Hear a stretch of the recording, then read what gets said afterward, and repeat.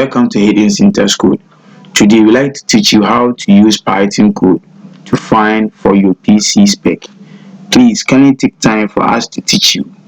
Okay, so before you start, you import your subprocess library on the top of your code. So you type import subprocess.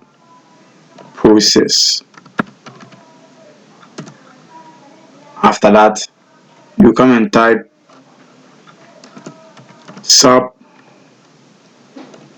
subprocess dot run, and you bring your open bracket. So after that, you type your double quote and you type dxdiag,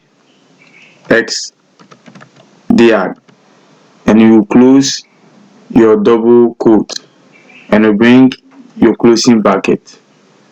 After that, you run it and see your computer spec. So when you run it, you see that your computer spec will show on your computer screen. Kindly subscribe to our YouTube channel for us. Thank you very much.